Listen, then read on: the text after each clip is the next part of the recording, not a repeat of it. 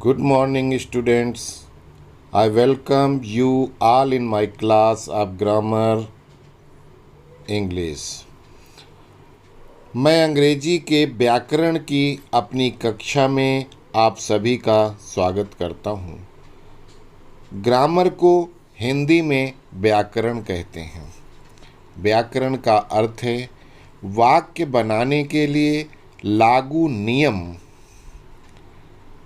जो नियम होते हैं उन नियमों के अनुसार अगर वाक्य बनाते हैं तो उसके जो नियम हैं उनको क्या कहते हैं? व्याकरण।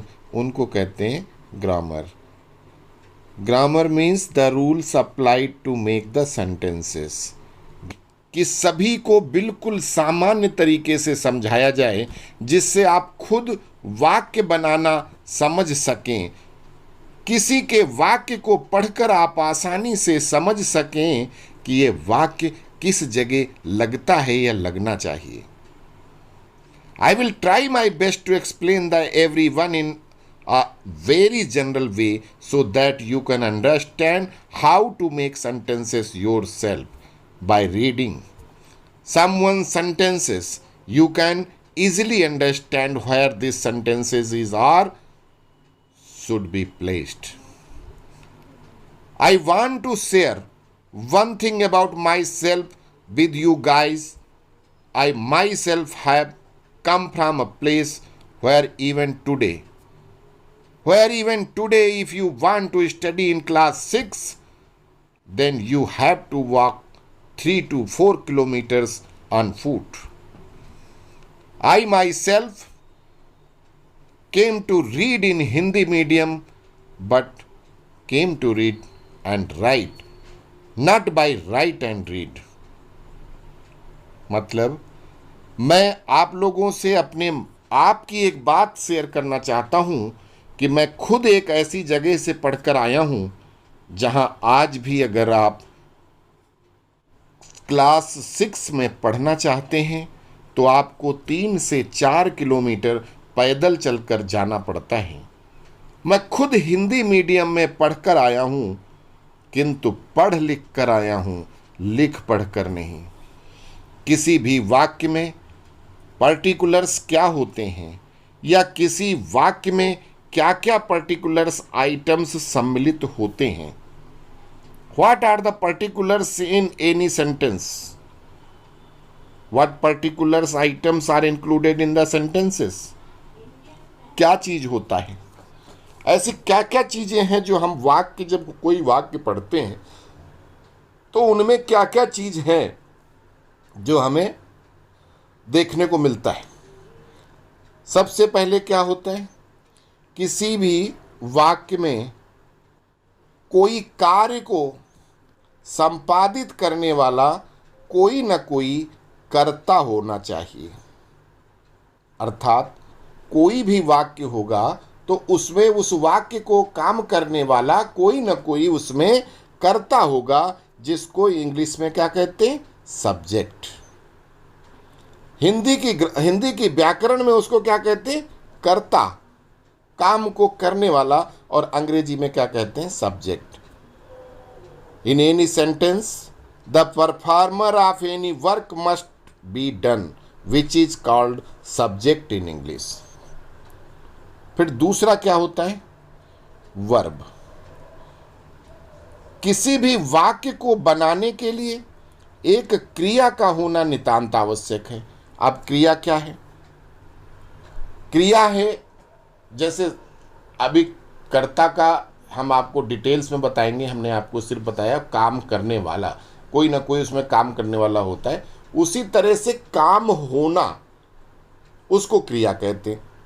अब कर्ता में क्या है? सब्जेक्ट में क्या है? जैसे कोई नाम है, कोई आदमी है, कोई प्लेस का नाम, तो जो कोई कर्ता, किसी का नाम, तो वो कर्ता हो गया, सब्जेक्ट हो गया। उसी तरह से जैसे आना, जाना, खाना, पीना, ये सब क्या है? ये क्रियाएं हो गई, वर्ब हो गए। इंग्लिश में क्या कहते हैं? Verb. It is absolutely necessary to have a verb to form any sentence. फिर तीसरा क्या है, कर्ता हो गया, क्रिया हो गया, और तीसरा होता है कर्म, जिसको अंग्रेजी में कहते हैं ऑब्जेक्ट। किसी भी वाक्य के लिए कोई कर्म मीन्स ऑब्जेक्ट का होना भी आवश्यक है। It is also necessary for any sentence to have any कर्म मीन्स ऑब्जेक्ट्स। भाई कोई ना कोई काम तो होगा, कोई ना कोई उसका ऑब्जेक्ट होगा, हर सेंटेंस का कोई ना कोई ऑब्जेक्ट होगा, तो वो उसको कर्म कहते हैं, ऑब्जेक्ट कहते हैं। और कुछ वाक्यों में क्या होता है, सहायक क्रिया लगती है, जैसे is, does, do, are, am, ये सारी सहायक क्रिया हो गई। तो वो अलग अलग जगह पर अलग अलग सेंटेंसों के अलग अलग टेंस के हिसाब से रूल्स हैं उनके, उन रूल के हिसाब से वो लगते हैं, लेकिन सहायक क्रिया भी लगती हैं। कुछ साधारण वाक्यों को छोड़कर उनमें सहायक क्रिया भी लगती है। तो आज हमने क्या जाना कि किसी भी वाक्य को बनाने के लिए, किसी भी वाक्य को समझने के लिए हमारे पास क्या क्या चीज होने चाहिए। वाक्य में क्या होगा, एक कर्ता होगा, मतलब जिसको सब्जेक्ट कहते हैं, एक क्रिया होगी जिसको वर्ब कहते हैं, तीसरा कर्म होगा जिसको ऑब्जेक्ट कहते हैं, और चौथा सहायक क्रिया होगी। अब इसके अलावा भी कई ऐसे वाक्य होते हैं, प्रश्नवाचक वाक्य होंगे, नकारात्मक वाक्य होंगे, उनके बारे में हम आपको आगे डिटेल में बताएंगे। बट अभी ये हम नोट करके चलते हैं कि वो भी आएंगे। अभी कोई हमसे पूछेगा कल को कि भाई आपने तो वो नहीं बताया कि इसमें नॉट भी आता है, इसमें नो भी आता है, इसमें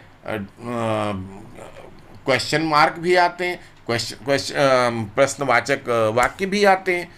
तो वो सब वाक्य के अनुसार आगे आएंगे। आज हमने आपको सिर्फ बताया है कि ये नकारात्मक वाक्य होंगे तो नकारात्मक वो आपको अलग से पढ़ाए जाएंगे, क्वेश्चन वाले होंगे क्वेश्चन वाले तो उनको अलग से पढ़ाया जाएगा।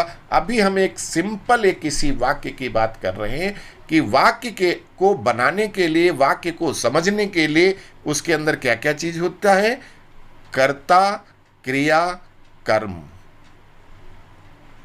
कर्ता, क्रिया, कर्म, सब्जेक्ट, वर्ब एंड ऑब्जेक्ट।